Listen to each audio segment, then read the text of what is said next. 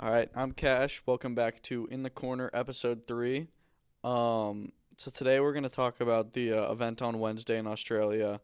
Jai Opetaia beating David Nyika via fourth round, brutal KO. We're going to talk about that fight. If you don't follow me on Twitter or X, definitely do. I was tweeting that whole fight, my scorecard and stuff.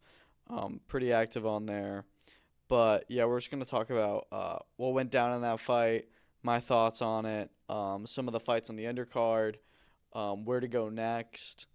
Yeah. And then we'll also talk about the events this weekend. We've only got two cards on Saturday. There's the boxer card in Sheffield with Callum Simpson defending his British and Commonwealth titles against Steve Woodall. That actually should be a good fight. Then there's the Mackenzie Dern, Amanda Ribas rematch in the Apex for UFC Vegas 101. So those two cards, and then we'll also talk about some of the news that's been going on. I've got a lot of stuff on here. Don't know if we'll get to it all. But we'll definitely talk about the big things and mention some of the smaller things. We'll talk about a lot about the Teofimo Lopez stuff. There's a lot he's been going on. Um, Dennis Baranchuk and Keyshawn Davis got officially announced with a really good card. Talk about the BKFC tournament. What's going on with the McGregor fight?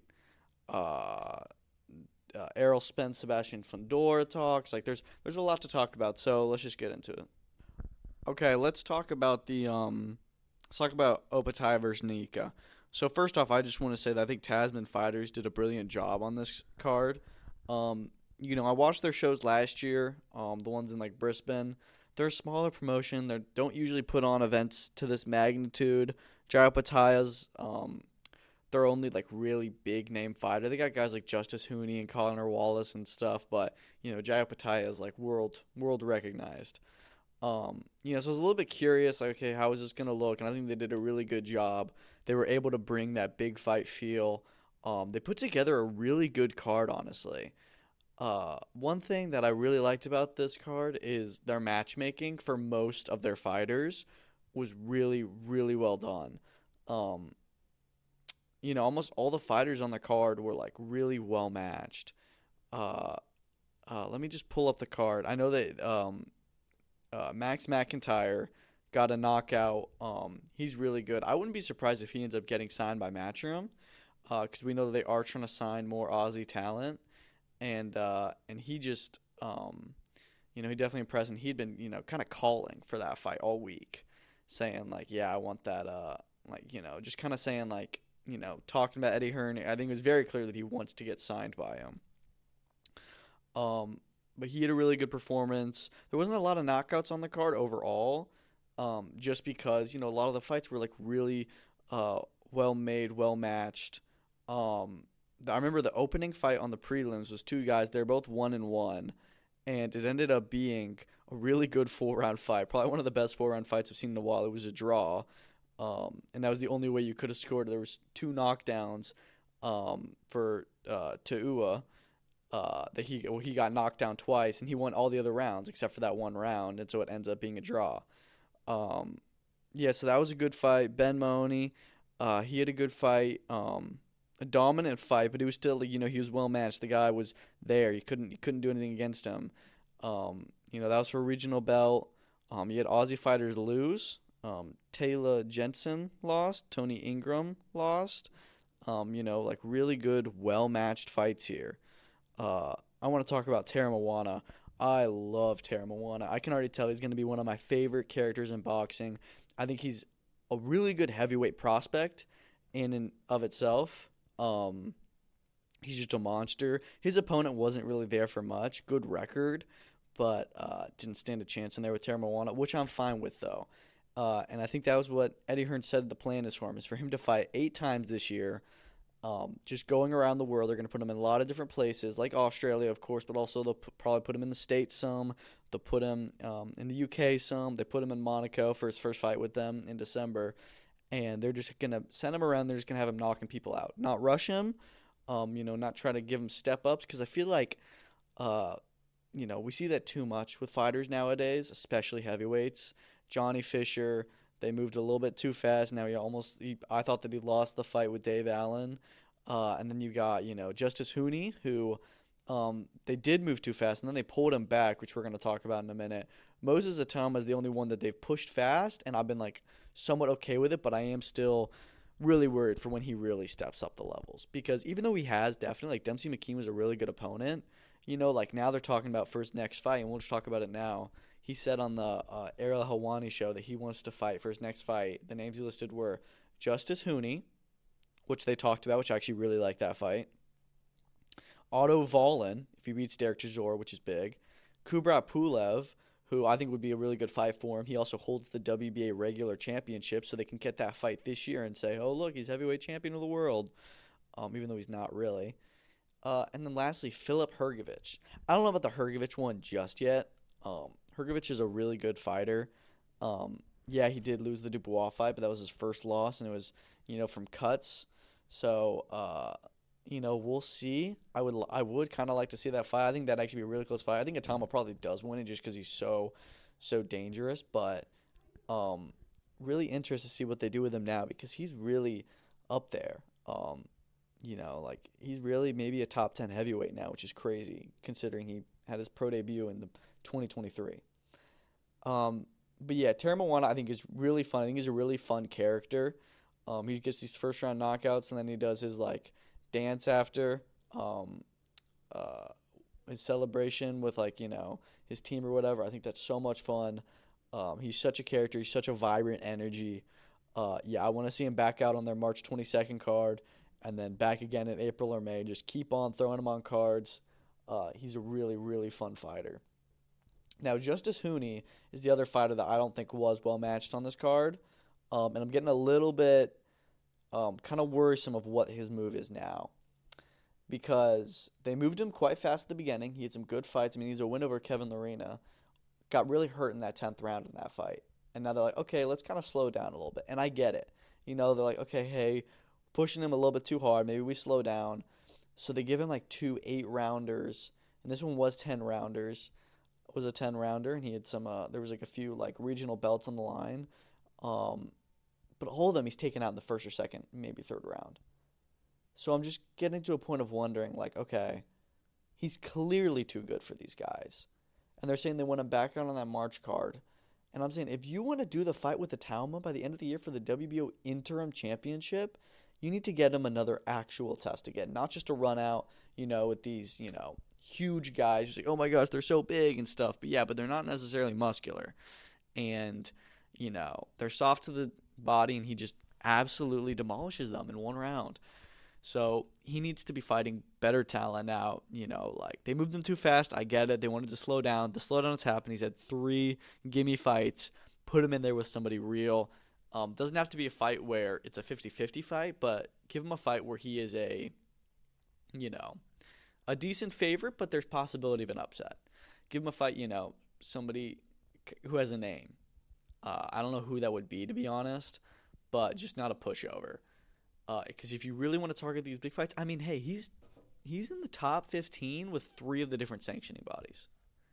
One of which, I think, is WBO. He's number 5. He could honestly close in on the interim world title shot by the end of the year. So if they're going to do that, he needs to be ready. He needs to have a real test. If you're going to do another gimme in March, fine. But after that, he needs to fight probably another time. And, if he's going to have a gimme in March, give him another fight in May, June, July. And it has to be a real fight. But I liked what I saw. Guy's a really good heavyweight prospect. But, I think it's time we move him a little bit better. Main event, Jai Opetaia, David Nyika. So this was a fight, as everyone knows, wasn't meant to be Nyika. It was meant to be Hussein Sankara. Gets injured. They go out on the list. They get to Nyika, and he says yes to the fight. Makes for a way better story, way better fight, Australia versus New Zealand. Huge fight for, the Australian, New Zealand people, the Tasmans. And I don't know why. This fight just built really well. I think that Jai was he was just extra kind of, angsty this week. He's a pretty mean guy, but he was particularly, just kind of pissed off. And then Nyika was very, very confident in himself. And, he felt like this is my moment. I'm here to do my thing. And everyone's going to see a huge upset. And he was kind of mad that it was as much of an upset as it was. Now, I predicted that Opetaia would beat him by a late stoppage. Maybe even a decision, but probably a late stoppage. Then once they start coming out, I can just tell him like, yeah, Opetaia's gonna knock him out, and it's not gonna take him long. Um, it still happened earlier than I thought it was going to. But when Nika walked out, I could just tell that he was kind of nervous. He looked really anxious. Um, you know, I think the moment was a little bit too big for him. The lights were a little bit too bright. He felt, and like as he should, you should have that like nervous energy. Like this is the biggest moment of your life, your world title shot. But he looked a little bit like, he just walking around. He was trying to smile. He was like walking around fist bumping everyone in the ring. I could just tell he was a little bit not himself. Not as confident, a little bit nervous to get in there with Opetaia. Opetaia comes out, looks as mean, as monstrous, as intimidating as ever. He may be the most intimidating fighter in the sport. The only other ones are Beterbiev, maybe even Usyk. Even though Usyk's not mean, he's a really intimidating presence with how he just stares at you. But Opetaia is mean. And he walks out just looking like an absolute killer. And I could just feel it. That Opetaia was going to, at some point or another, he was going to get to him. Fight starts. Round one. Definitely Opetaia round. It was a good opening round. They got straight into it. There wasn't really a feeling out process. But one thing I noticed with Nyika is the way he was fighting. I mean, he was the size comparison between them was huge. I mean, Nika's like 5 inches taller than him. He was massive in there. I don't even know how he makes the cruiserweight limit, but Nyika wasn't really using his range. I would expect him, you're so big, you have this huge reach to keep Opetaia away, especially with a fighter like Opetaia. You don't want to get in close with him. But no, he was trying to fight him on the inside. And he wasn't doing too bad. The second round, I still gave to Opetaia. It was a close round. It was a very good round. But Nyika landed some good shots. But in each round, there was a little part in there where Nyika got a little bit hurt, you could tell. But there was also, at the end of the second round, Nyika landed some really good shots, really good combination on Opetaia, and it seemed he may have, Opetaia felt those shots. Second round was really good, really competitive. It could go either way. I think that Opetaia still takes it probably, but really good round. Third round, Opetaia still takes the round. That one was a little bit more similar to the first. But Nyika was definitely showing some good heart. He was coming back. He was coming forward, But this round, I noticed, maybe it started to slow down. Definitely in the fourth round, I was like, okay, I don't know if this is a game plan. I don't know if this is tiring, but he's slowing down. And as soon as he slowed down in that fourth round, Opetaia caught him, put him on the ground. And when he got knocked down, I knew. I was like, okay, well, that's it. He's gonna get up, but he's not gonna recover. I don't know if Nika's ever been knocked down in his career. I'm guessing he hasn't. It was a pretty hard knockdown, and the way that these types of fights go, that's usually probably the end of it. And sure enough, he gets back up. Opetaia just comes at him, and this one I was a little bit upset with the ref. He tried to get in there, but you need to be a little bit more forceful because Nyika took one too many shots, and he was obviously not fighting back, and probably could have gotten a TKO there. But instead, he got put to sleep and was out for a few minutes, which I didn't like to see. It was pretty scary. That last shot that Opetaia fired didn't need to be shot. The ref should have gotten in there more forcefully and said, like, hey, stop. Fight's over. But, I'm not saying Opetaia threw too late. He's doing what he's supposed to do, and, he put him out. But from the ref, I'd like to see a little bit more urgency. Get in there, save the guy. He didn't have to get as hurt as he did. He was out for a few minutes. It was scary. But very good knockout from Jai Opetaia. Just proves again, David Nyika was showing pretty well. I mean, he did better. I've seen a lot of people say that all the British opponents that Opetaia's fought in the last few years, like Thompson, Zorro, Massey, Nyika did better than all of them. And he brought a good fight. But Opetaia was clearly on another level. As we knew, Nyika was not necessarily ready for the world title shot. But he came and he was ready, and he did a pretty good job, and I think that he can definitely come back from here. But Opetaia just proved he is the undisputed, well, not undisputed yet, but inarguable, I'll say, cruiserweight king. Zurdo is the only fight for Opetaia necessarily. For going forward, he needs to fight him, and we'll talk a little bit about that fight in a minute. But I'm gonna first talk about what's next for Nyika. I say you wanna give him a break. Probably don't fight for the next 6 months or so. Come back, September-ish, August, September, October time. Make your return then. And when you do, essentially just go back to what he was doing before. He was fighting guys with decent records, but like he was definitely a huge favorite in. And just try and build yourself back up. Because, it was a big loss, but like he's still a really good fighter. He was on pace to get a world title shot in the next 2 years or so. I think that 2 years from now he can probably be in another world championship.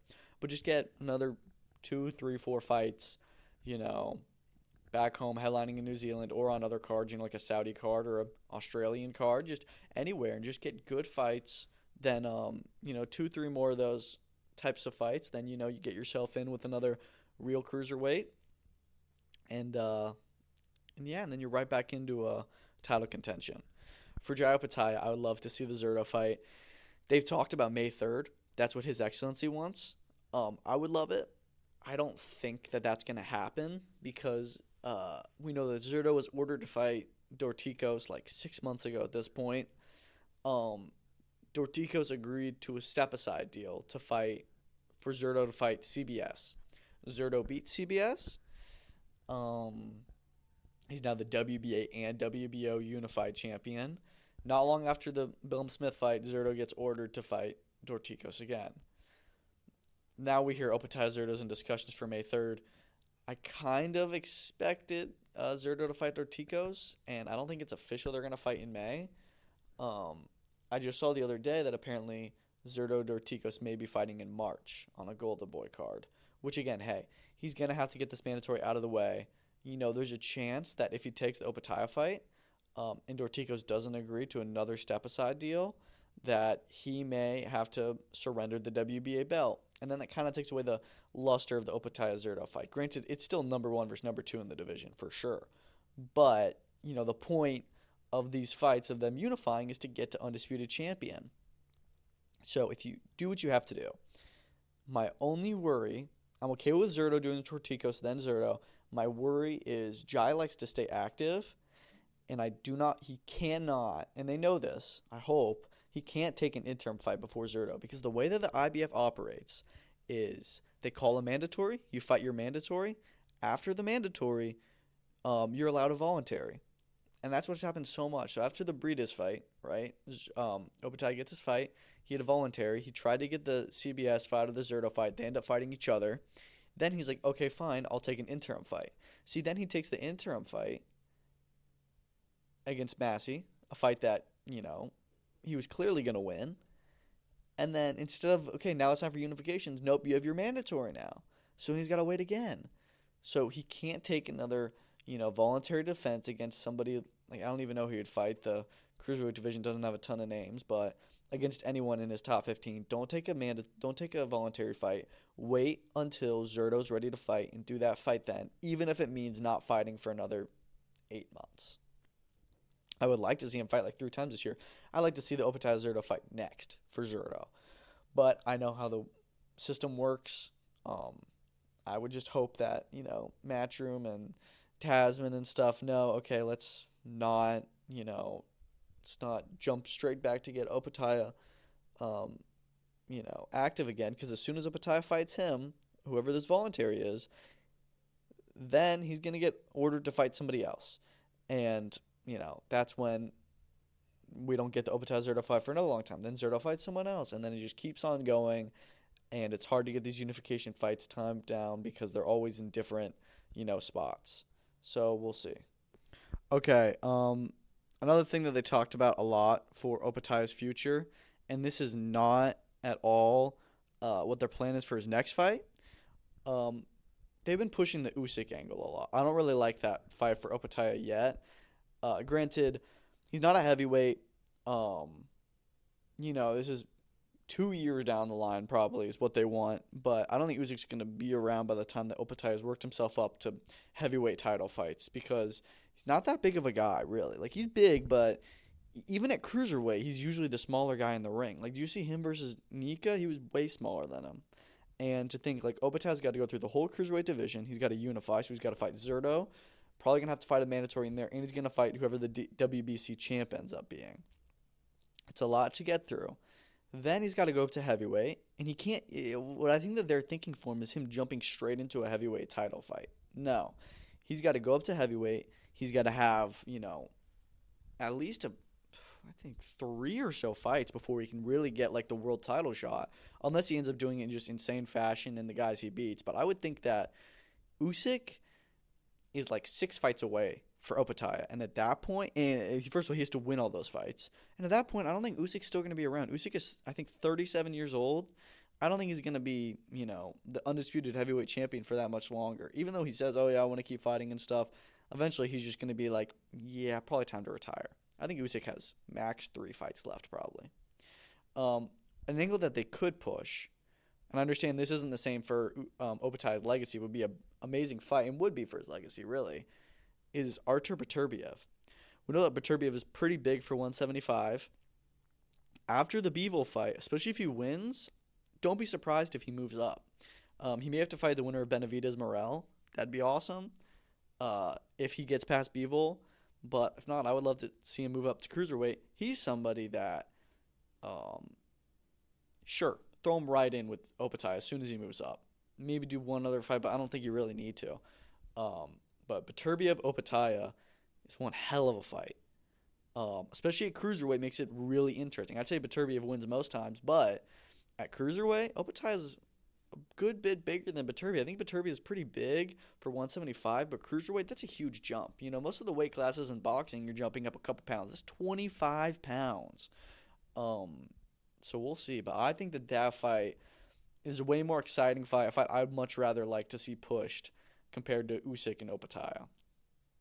Yeah, that's pretty much all that I have for the Australia card. Just some other things. Charlie Parsons presented.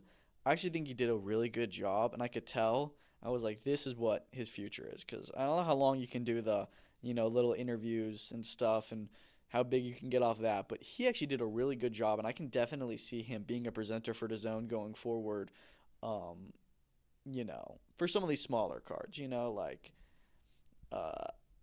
like take Ade Oladipo's job, because I love Ade.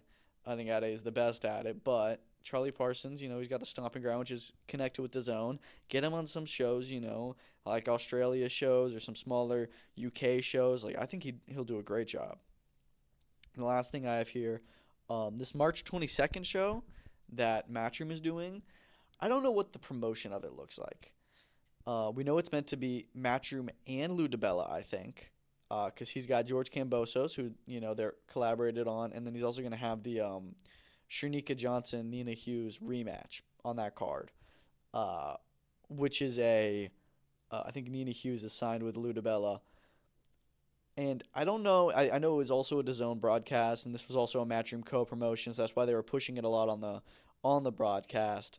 But I don't know if a lot of the Tasman fighters realize that it's not a Tasman show. It may be, but I don't think that it is. I know Hooney's with Matchroom and Terra Moana's with Matchroom, so they can get on that card. But guys like Max McIntyre saying, like, yeah, get me back out here in March. So I don't know. Like, is it going to have, like, 6 promotions working on this card, which I wouldn't hate. But I'm just curious to see, is that also a Tasman Fighters co-promotion with Matchroom being, like, the lead? I would assume Matchroom's the lead promoter on that one.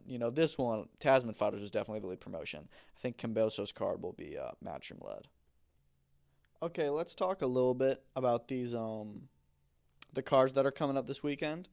Like I said, there's only 2. There's the Boxer card, and there's the UFC card.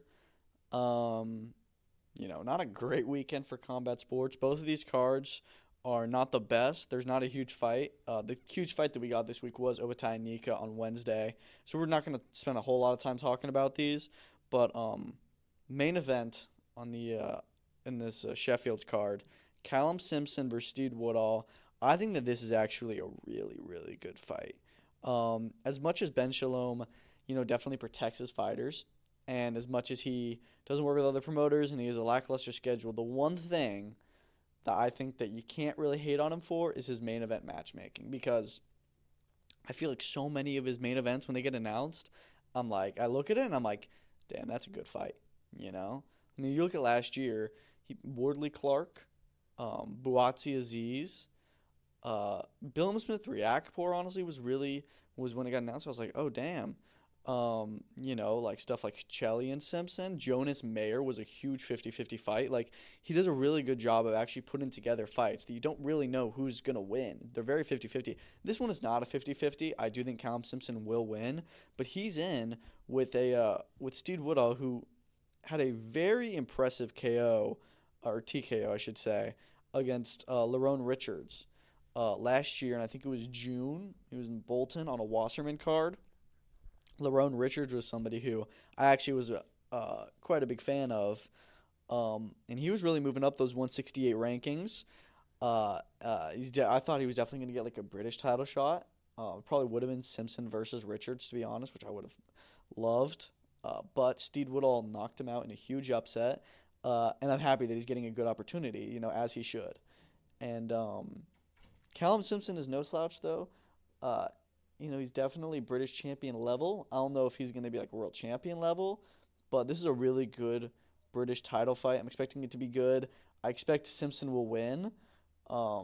Usually what happens is, you get this guy who is the big upset, they get the big opportunity, and then they lose afterwards. So we'll see. Woodall, he only has losses to Steve Rolls and Paddy McCrory. And Simpson is undefeated, won the British and Commonwealth titles off of Zach Chelly in August last year at Oakwell Stadium. Well, that was the weird show where they only had like one of the 4 stands open. Although I did see Ben Shalom in an interview, he said that the plan is for should Simpson win on Saturday night, that they're going to do another homecoming with him in Oakwell with the whole stadium open. I'm like, okay, sure, like I don't really care, but I don't know. I feel like, Boxer pushes, like, oh, we're going to get all these, like, stadium shows in of these small stadiums and stuff for do all these homecomings for, like, your fighters. And I'm like, why don't you focus on, like, making, like, the big fights? Like, unless, I just hope it's, like, Simpson in with somebody big, Because, cards like this, like, I don't have anything against Callum Simpson. But, I don't think he's a fighter that necessarily demands a headline act like 3 times a year when Boxer only puts on like 10 shows a year. They put on 8 last year, So, yeah. Co-main event, maybe, no, I'm not more excited because I think Simpson-Woodall is such a good matchup. But, listen, Caroline Dubois is now maybe number 1 at 135 pounds. After Katie Taylor left, it's actually a really good division now. She's a champion, you've got Terry Harper, who took it off Rhiannon Dixon, who dropped down like 4 weight classes in the last year, by the way, which is nuts. You got Beatriz Ferreira, and I think that WBA or WBO, whichever one. No, I think it's the WBA. That belt is vacant, or at least there is a new champion. I'm not sure who it is.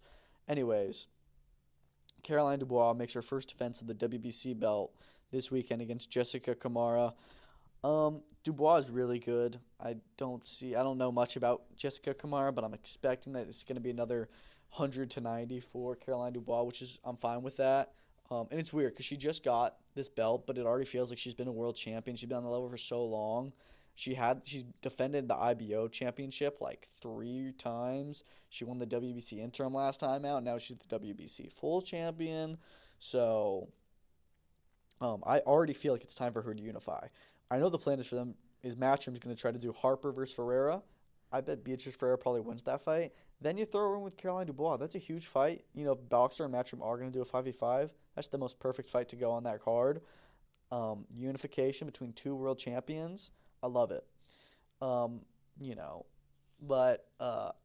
it's kind of weird to me that Caroline Dubois is on this card. I think it's because this card really is quite dead, I'm not going to lie, because Caroline Dubois would have been perfect to be co-main on the Jonas Price card in March, because that's going to be an all-women's card we know, and that may still be the plan.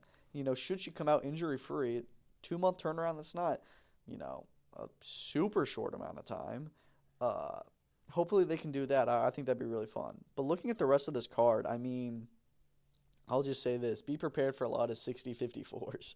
It feels like a lot of these Sky Sports, especially broadcasts, British boxing in general. I don't know what it is, but I feel like the British prospects, they just don't have that same tenacity as prospects from everywhere in the world. Like, they don't go for it. They don't try and knock the other guy out. Where I saw it was Mauro Silva, a clip of him from the press conference saying, like, I don't need to have these KOs because I have the most memorable 6-round fights ever. Everyone's going to leave thinking, this is the best 6-round fight I've ever seen. Everyone's going to remember that. And I'm like, buddy, I'm sorry, but ain't nobody thinking that. Your job is you're a prospect. You want to sell yourself to people. Get the knockout. That's how you sell yourself. That is how you build a brand. That's how you build yourself as a fighter. You want to pull people in. If people see you going 6 rounds against a guy who's Mauro Silva's opponent this weekend is 6-2. If you spend 6 rounds in there with a guy like that, who has he been stopped? No, he has not been stopped. That's the perfect opportunity to stop somebody who hasn't been stopped before. I mean, his last fight he did get the knockout, and the one before that, I mean, this is his first time fighting somebody with a positive record. I mean, these British journeymen are it's just like, it feels like a waste of time to watch them, because you send these guys in there that are like 6-0 against a guy who's, I mean, genuinely, his last opponent was 6-110. You send him in there, and granted he did stop that guy. The guy before that, I think we said it was like 8-45. Yeah. Or sorry, 3-45. But you send him in there, and they don't even stop him. Like, I understand if you can't always get the knockout, and these journeymen are tough. That's why they're journeymen. But if you're not trying, then what's the point? So, I don't know. I get kind of bored watching the prelims on these Sky Sports shows because I feel like it's just watching 6 rounds of nothing because the prospects don't even try to actually get him out of there. Yeah, Billy Denise, Sam Hickey, Mauro Silva, Ellis Price. I mean, there's some good prospects on there. Oh, sorry, my keys fell. I think that Sam Hickey is is he the 1-0 guy yeah. So he fought on their October show. I think he won the distance, but I remember him being a pretty exciting fighter to watch. So hopeful that he continues that way. But I mean, the rest of these guys, like I'm just used to seeing them go the distance. They do have the Scott Forrest versus Devon Miller fight, which they've been kind of pushing a lot. I used to get excited for these 6-round heavyweight fights. It's gonna suck. This is cruiserweight, but still, the fights like this, when it's a British prospect versus a British journeyman at a heavyweight, they just go the distance, and it's the most like boring, just like hug fest ever. So that's totally what I'm expecting. I could be wrong, but I'm 1,000% expecting a terrible hug fest where they both gas out in the first round. I know that Reese Edwards was meant to be on this card. It would have made that better. He stepped in short notice to take on Peter McGrail on the December 21st card in Saudi. He did pretty well. It was a really close fight, really good fight. So that's why this card is a little bit of less luster, because there was supposed to be another decent name on there, another like actual like 10-round fight, because it really is Simpson-Woodall, Dubois Kamara, and a ton of prospects. So, not the best. I feel like Boxer usually does a pretty good job with their cards. This is not one of those good cards. Speaking of good cards, UFC Apex on Saturday. I've heard this should be a decent card. I'm looking at it. Dern Ribas is good. That's the co-main event. And then you've got, I know Mackenzie Dern is quite popular. Trying to find, she's, let me find their rankings really quick.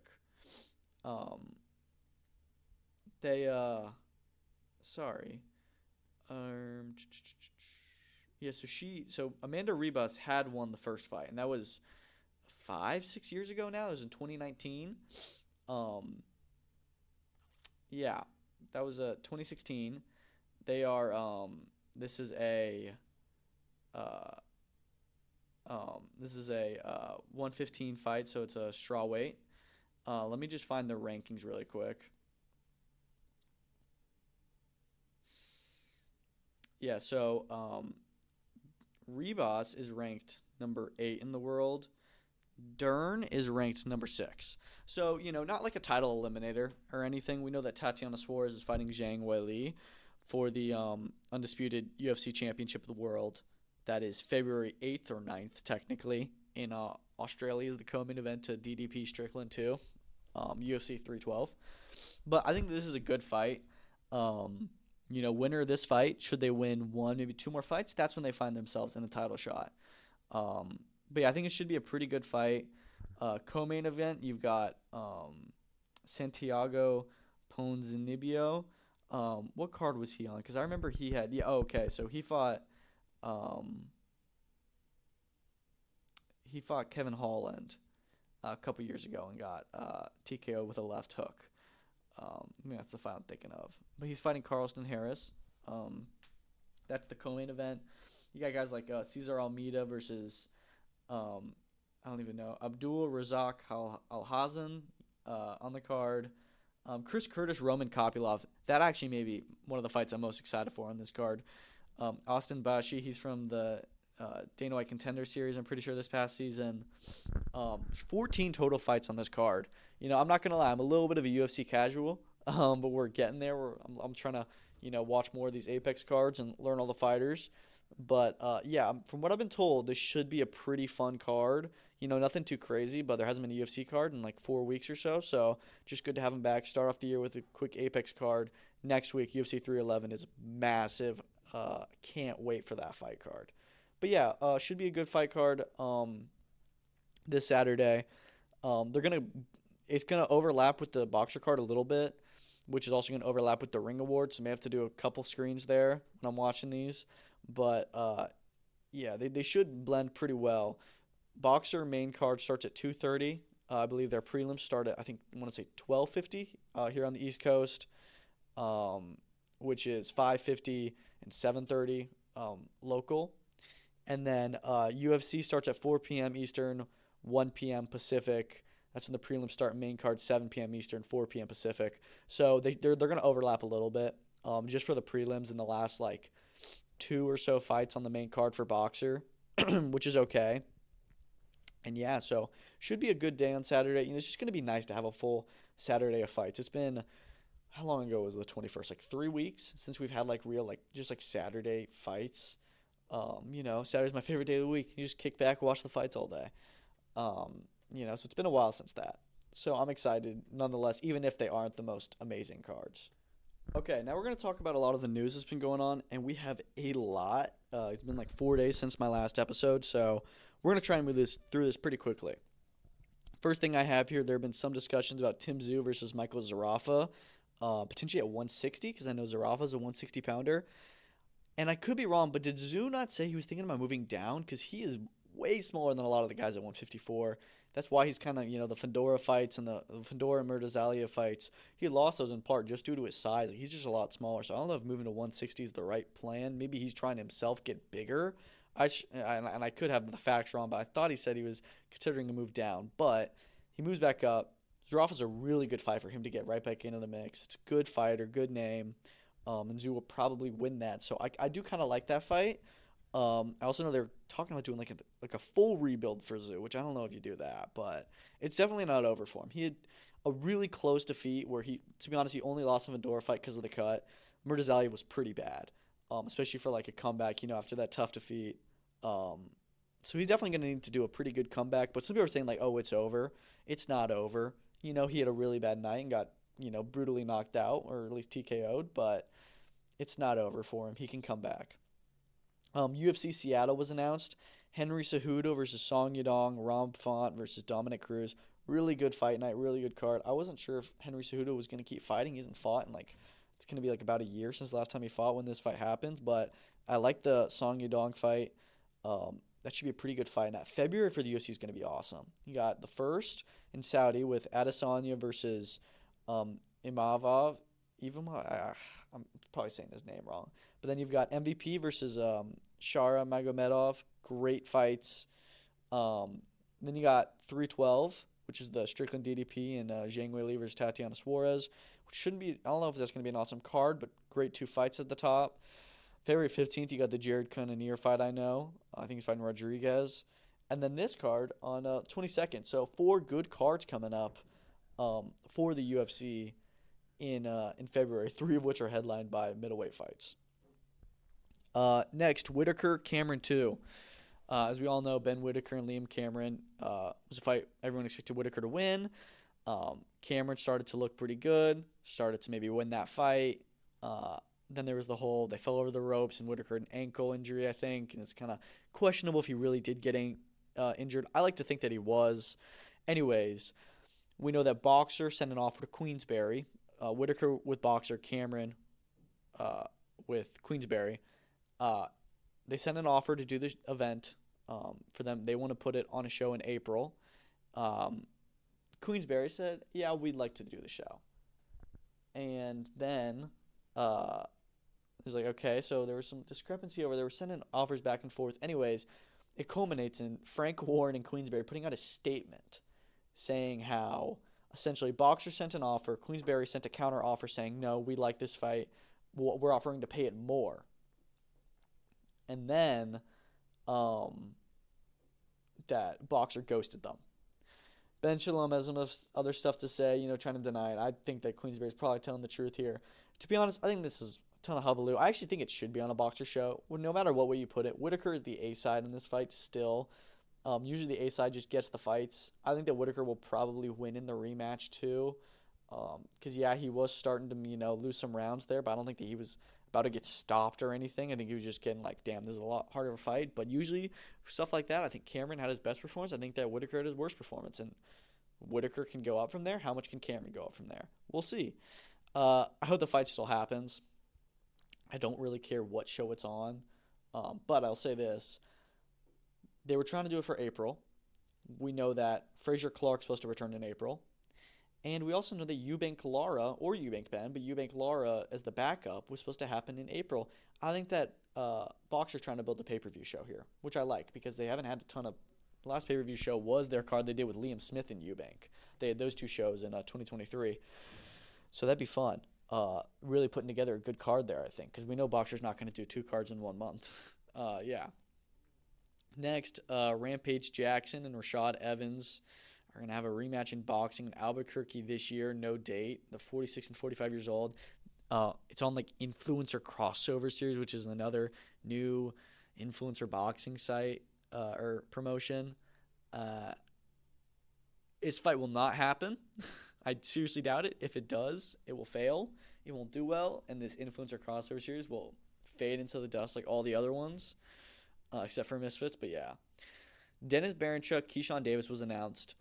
This is a fantastic card. Like, this is seriously a really, really good card. I think it's 10 fights, which is a lot for a top-ranked card. I'm just going to run through it. Baranchuk, Keyshawn, we knew this was happening, a lot of these fights, but still. Baranchuk, Keyshawn, Xander Zayas versus Slaus Spomer, undefeated versus undefeated. Vito Milnicki versus Connor Coyle, another undefeated versus undefeated. Well, actually, no, Milnicki has a loss. But it's a really good ESPN portion of the card. Then you got Jared Anderson on the ESPN Plus portion, which is crazy. He's making his return against Marios Kolias. Still 10 rounds, but definitely going to do a rebuild here, which I get it. I don't think that he was – I think he's still good enough to maybe do 1-2 of these fights and then get him back in there with somewhat of a name. Rohan Polanco is fighting Jean Carlos Torres. Great fight great fighter, essentially. I love Rohan Polanco. I think he's a lot of fun to watch. Torres only has 1 loss, so this should be good. So they're putting together a really good card. Then you got Abdullah Mason on the card against Manuel Jaimes, who's the guy that Rolly Romero just fought on the Canelo pay-per-view card. And he took him the distance. So this should be a really good step up for Abdullah Mason. I like that he's going to keep on going up even after his, harsh start last time out. With getting knocked down twice in the first round, but he's still one of the best prospects in boxing, probably the best still, besides from Atalma, if you consider Atalma still a prospect. Tiger Johnson on the card, Nico Ollie Walsh on the card, Keon Davis, Juanmita Lopez de Jesus, who is a top-ranked new assignee out of Puerto Rico, I believe. I think he's making his debut. 10 fights. Really, really good card. I can't wait for that. It's on Valentine's Day in New York City. Probably won't be covering that fight live because it is Valentine's Day. But really good card they're putting together there. The poster is really sick as well. Jack Rafferty signs with Queensberry. As we know, he had a great win over I think it was a Henry or Jack Turner. I can't remember what the name of the guy was, but I know that he was just announced to return on the Garner Jimenez card, which is a great card as well. I'm just a little bit confused with that one. Why it's I understand Garner's probably, I think he's from Bournemouth, and that's why they're doing it there. It's fighting for the European title. I get it, but I just don't really see him him being like the star on that card, if I'm being honest. You've got Joe Joyce on that card, who I'm guessing going to do another rebuild, which I don't really get what the point is with doing that with Joe Joyce. At this point, it's either a big fight or retire. They talked about the Tony Yoka fight. Do that or retire. I don't really care to see him do another rebuild. It's, like he's old. Let's just let him go. Louis Edmondson fighting Kijawa, who's also undefeated. I hope that Edmondson loses, just because it kind of pissed me off because he totally robbed Dan Aziz in October. And robberies really just don't sit well with me.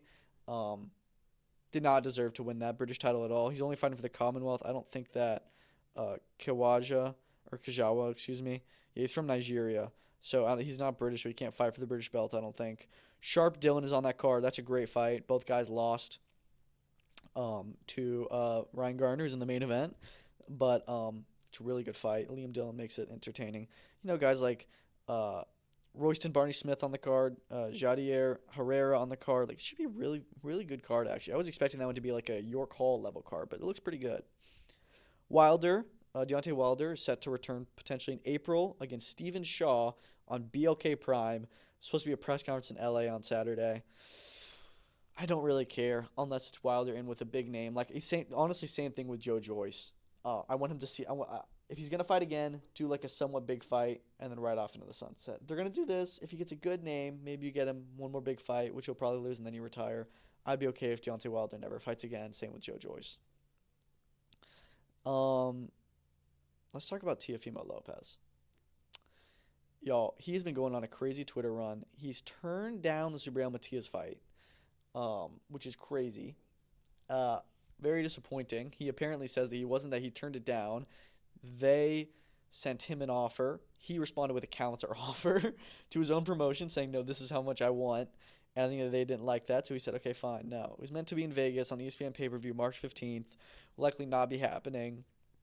Eddie Hearn, which I don't know how Eddie Hearn knows this, but apparently he said that the offer for Teo to fight Matias was less than what Boots made for the Karen Chikadzian rematch, which is pretty crazy because I know Boots still made like $1 or $2 million, but for a pay-per-view against Matias, Teo maybe should be making a little bit more than that with his name value. However, if he isn't selling them a lot of tickets, he's not doing great numbers, then I understand why they don't want to give him as much money. It's the issue with paying these guys too much money up front, is that they want a bigger paycheck every time. So we'll see. But what was very interesting, and we know he's publicly asking for a buyout, he just posted a little teaser this Friday morning with him, being like, poor outside, begging for money. Pretty funny skit, and he wakes up and it's all a dream, and then we hear Oscar De La Hoya's clap back, little voice at the end. So I think that he's teasing he may be signing with Golden Boy. So I'm assuming that he's officially done with Top Rank because I don't think he can do that otherwise. And if he's signing for Golden Boy, who's Golden Boy got at 140, 147 for him to fight? King Ryan Garcia. We know Devin Haney is apparently going to return in March. We'll see if that actually happens. And if he does, make Teofimo Lopez versus Ryan Garcia. Probably not for 140 because I don't think Ryan Garcia can make that weight. Have him move up to 147 for Teo. I really don't care, actually. I'm fine if he goes up to 147. But that is a really, really good fight. I think I would not be mad at all with this whole top rank thing if he ends up going to Golden Boy and he's fighting Ryan Garcia. KSI apparently is now in talks to fight Conor McGregor, with Logan Paul wanting to focus on WWE. This is just ridiculous. Conor McGregor has now talked to KSI, Logan Paul, and Jake Paul about this fight. Now Tommy Fury is also throwing his hat in the ring. I think KSI McGregor is maybe a better fight than Logan and McGregor. I'd probably rather see Logan just because Logan's a way bigger name. But KSI is the better boxer. He's the one who's more active. He's closer to McGregor's weight. Yeah, sure, let's do it. I know that KSI had a date and an opponent already set up for March, I thought. But, you know, when the McGregor fight comes into the picture, you take the McGregor fight. So we'll see. The BKFC tournament, this is such a cool concept. 64 fighters, 10 events. It's either going to be 135 to 160 or 175 to 275. Massive weight classes. They're going to have tryouts. It's going to start in June. They'll have tryouts and events in the U.S., Middle East, Spain, and Australia, and then some other locations thrown in there. This looks like such a fun idea. You can get some of the bigger names in BKFC, or literally anybody can just sign up, and if they do well in the tryouts, they can get on these cards, get in this huge tournament. It's for $25 million. The winner will get $15 million, which is ridiculous. That is such a cool concept. I can't wait. I also just want to say, Dave Feldman, he obviously said all this on the Ariel Helwani show. That interview is crazy. He talks about his life story, and it's just insane. Crazy story of his life. So definitely check that out. Very interesting. He also said Mike Purry is to return in March or April on a big card. Robbie Lawler, Darren Till, Dave Mundell are all possibilities that they've talked to a lot about. I don't mind any of those fights. It's good that he's going to come back to BKFC. I know they had a little bit of a harsh relationship over the last few months with the Jake Paul fight and the Dirty Boxing Championship and just some stuff. But, yeah, should be good. Bruno Saraz, Jaime Munguia 2, set for April 12th in Tijuana, apparently. Love it. You know, you want to get that loss avenged. I think that's the perfect idea to just run that straight back. A little bit earlier than I thought, but sure. Mark Magsayo is the backup for Gervonta Davis versus Lamont Roach if either one of them pulls out. Listen, Mark Magsayo is a good fighter.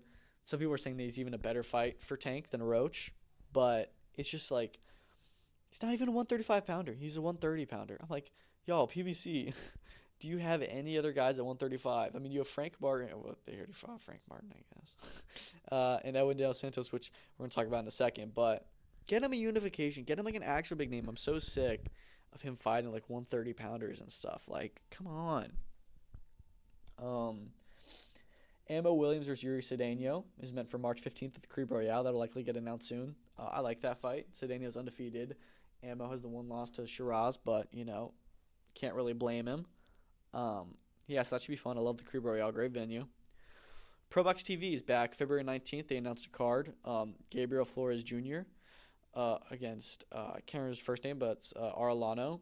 ProBox is apparently going to expand to more locations this year, and they're going to move into weekends instead of the Wednesday night fights. This is on a Wednesday. I hope that they still do the Wednesday night fights here and now, because I really do like them. It's fun to have weekday boxing.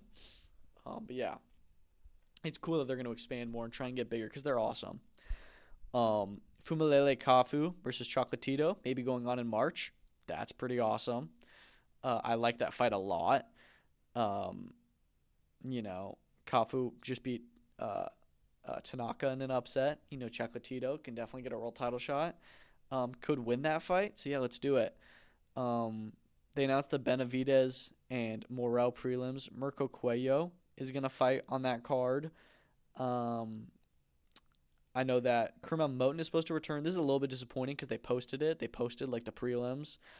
And it is it's the Mirko Cuello fight and the Yoenli Hernandez, who's in the mandatory position. So, good fights there. Up against pretty good opponents, I think. But I don't think – I'm just kind of upset that Kermel Moten won't get on the broadcast because I love watching him. Really good fighter, really good prospect, but it's okay. What else? PFL is dropping their season prize from $1 million to $500K. That kind of sucks. Seems their funding is getting a little bit lower, so we'll see what happens there. The Japan card is apparently going to be March 20th. That's the one with Taraji and Akui.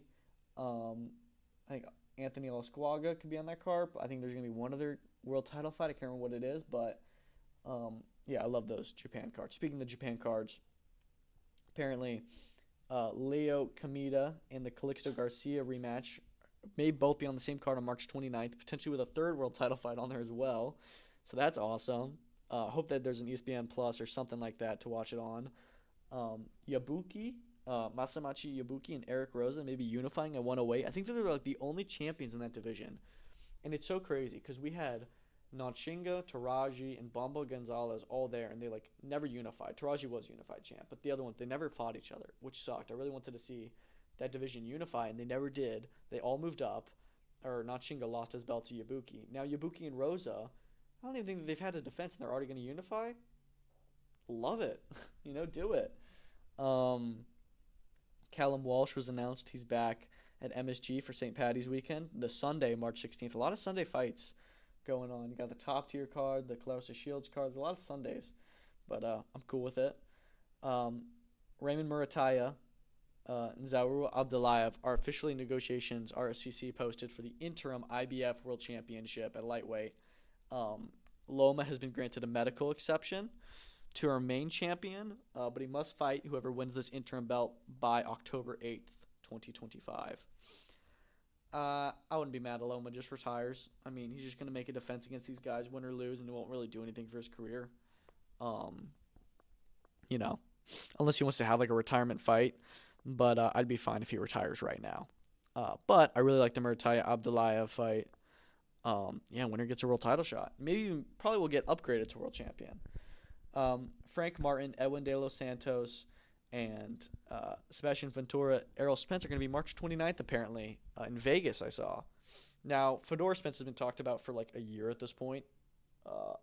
It's had so many dates on it, or so many months at least. That was going to be at the Dallas Cowboys Stadium. We know Spence has fought there a couple times.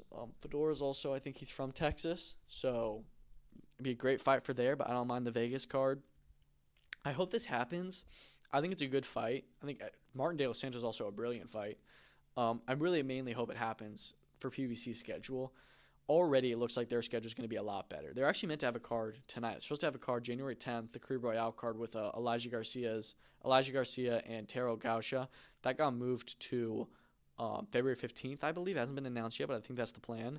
But they got Benavidez Morel February 1st, potentially this Career Royale card the 15th, 22nd, Carlos Adames fighting Hamza Shiraz, which they're kind of involved in. Tank Martin, Lamont Roach March 1st, now potentially this March 29th card with Fedor Spence. Listen, if this is true, I love it because PBC needs to get their schedule back up. And if all these are true, then they'll have technically 5 events in the first quarter, which is as much as they had for the entire year last year. Hopefully they can do more non-pay-per-view events because I actually thought Murtaza Aliyev Zoo was one of the best cards last year. It was only 3 fights, but they were all awesome. The pacing was great, really good matchups, very entertaining card. We'll see. But I hope that happens. Lastly, the only other thing is just got announced that I think it's Pat McCormack and Robbie Davies Jr. are going to fight on the Manchester card February 15th on the Ketaro Barboza undercard. That's a really good fight. Really good fight. I wasn't too impressed with McCormack last time out just because, he went like 190 with a guy that he should have just beaten up on and beaten. I was kind of bored by it. Davies just had the fight with Fortuna, which was a good fight. So, I really like this fight. It's a British title eliminator. 50-50, honestly. 60-40 maybe to McCormack. But, it should be good. That's a good card they're building there. So that's all I've got today. A lot of news. I had to run through it pretty quick. I didn't mean for this to be a long episode. It's just that, hadn't had an episode for 4 days. So, a lot of news circulates in the boxing combat sports world. Thank you so much for listening. We're on, Apple, Spotify, YouTube. Follow me on Twitter. Thank you so much for listening, and peace out.